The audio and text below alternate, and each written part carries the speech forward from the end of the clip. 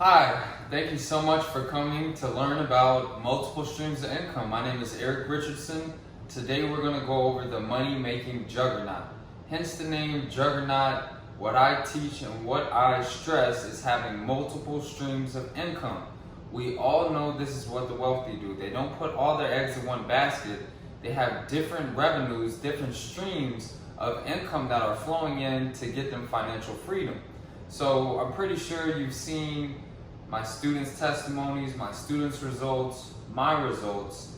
I'm gonna let you guys know about a little secret that most people don't know about that you can do to make a lot of money. In fact, I've helped students create tens to twenties of thousands per month using the same strategy. I've used this to scale my business. It's called asset recovery. Now, the money making juggernaut, it's gonna include 4 different streams of income. So the main one, this is the one. Now listen guys, we all know about these other streams of income, but this one right here, this is something that most people don't know about, so I'll dive into that one first. But let me go ahead and just list the 4 different streams of income that the money maker juggernaut will teach you. So first up, we have our asset recovery. Now hopefully really came for, this will really drive your other funding because like I said guys, the wealthy have multiple streams of income, and this is the same process that I use to make sure that I consistently generate 6 figures per year. Okay, so asset recovery is when there's money that is left over. So we're helping people recover assets. So there's many ways that people can be owed money. One of them is unclaimed property.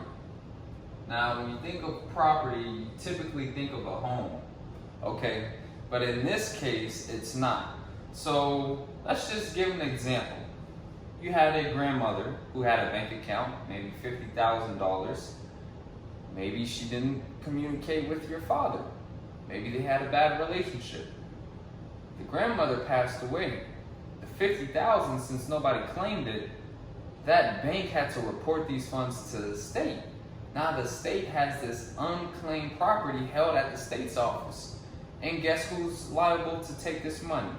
Any heirs. So that can be your father.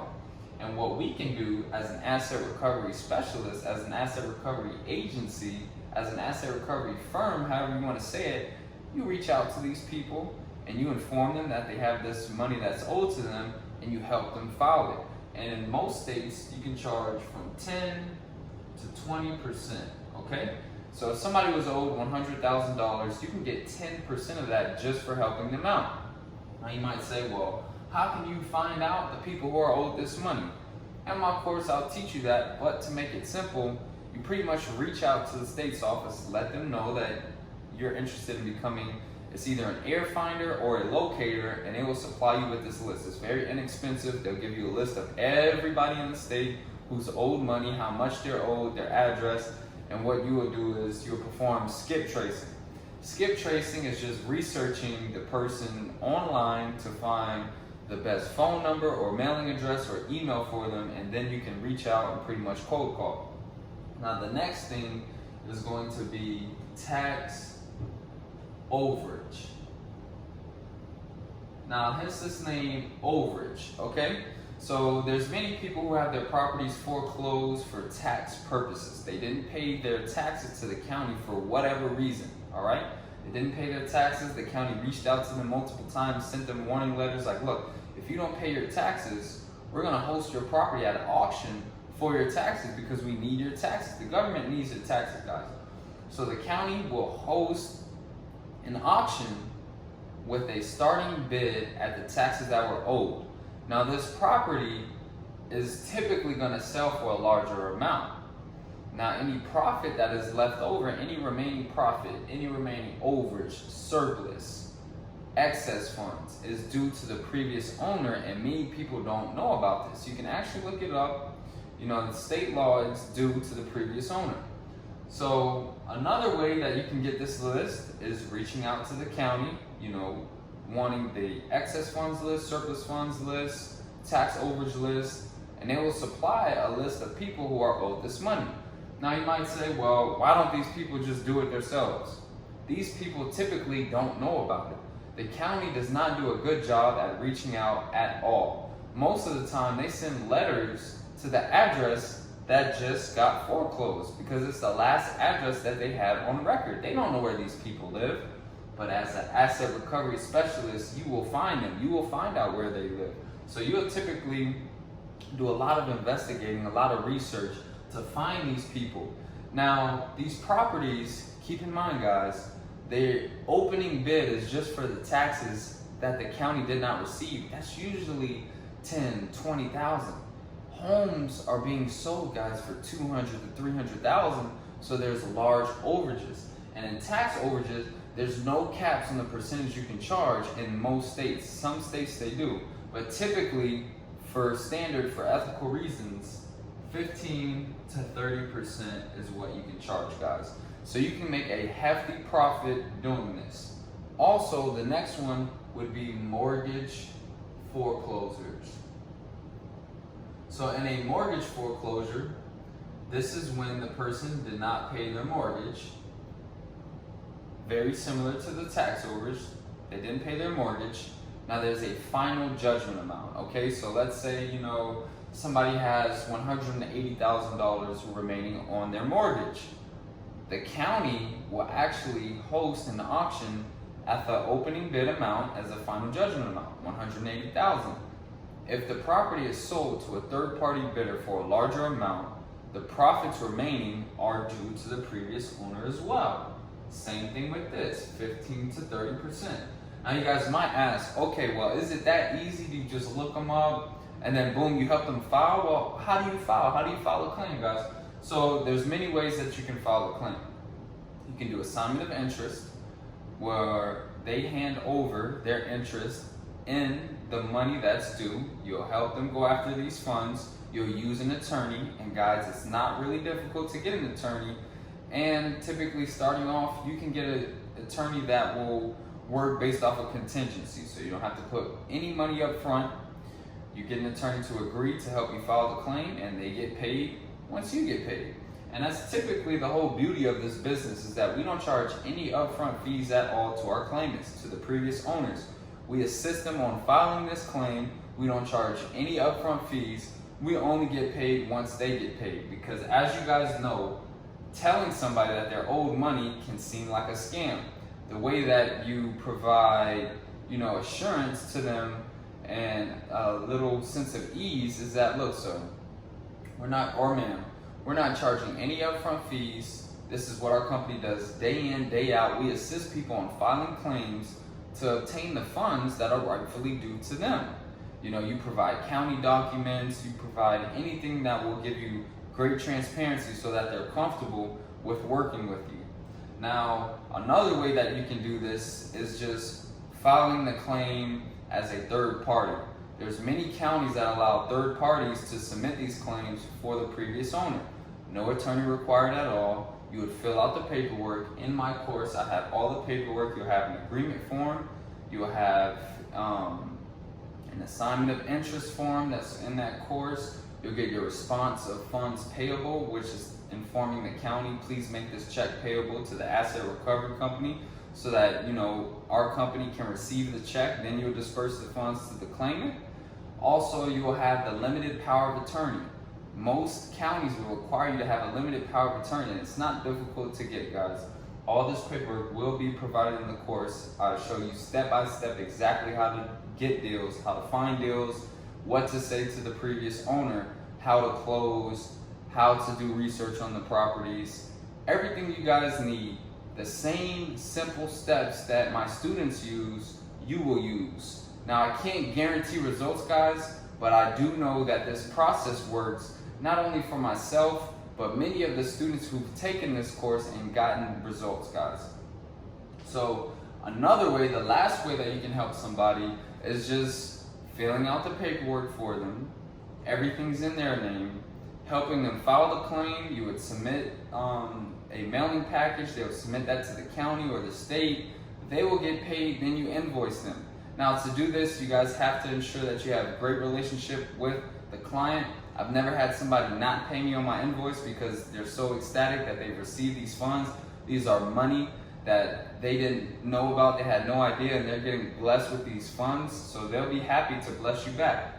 Guys, look, the asset recovery business, you're not selling any products at all. You're just helping somebody file a claim. You get a percentage of helping them out. People are getting money. You're helping them. This is a business of helping them. So if you think that you're good at doing research, you're pretty cerebral, you can, analyze websites, you're not really slow at typing, you can stay organized, you have a trustworthy voice, you can really persuade people, then this is the business for you guys. And you can use this business to fund other businesses so that you can have financial freedom. Next up, we have Airbnb. Now, I'm pretty sure everybody knows what Airbnb is. You probably stayed there. It's the alternative to a hotel. You can actually make a lot of money on rentals by using Airbnb without owning any property, okay? So you can run rentals through the Airbnb platform without owning any property at all. Now you might ask, well, how can you do that? How is that possible? How are you running a rental through a property that you do not own? It's called subleasing. Subleasing or rental arbitrage. And what this is when you get a property, it can be any property. It can be a home, it can be a multifamily unit, it can be a condo, it can be a little shack that you make, it can be anywhere that's livable where you would typically pay rent. Let's just say, for example, you have an apartment and the rent is $1,000 per month. You can get this apartment under lease, rent it out either in your name or your company name, and you can actually sublease this out, host it on Airbnb and charge a nightly rate. Now for simple math, we'll go ahead and say, okay, let's just do $1,200. $1,200 per month, that's your rent, okay? When you break it down, on average, there's 30 days in a month. When you divide $1,200 from 30, that comes out to $40 a night. So $40 a night is your expenses. You can list this same apartment on Airbnb for $100 a night. Now that's a $60 profit, okay? So if we do 60 times 30, that's an $1,800 profit that's coming in. Now typically for a regular long-term tenant that you have, you'll have somebody paying, let's just use the same example, $1,200 per month in rent. The mortgage on that apartment, on that home, is probably going to be anywhere from $500 to $800. So the profit margin is only in the hundreds. With Airbnb, you can triple the return on your investment by hosting your property on Airbnb, guys. So Airbnb is a great platform. If you want to learn about it, the Money Making Juggernaut course will teach you how to find the properties that will get you the best results.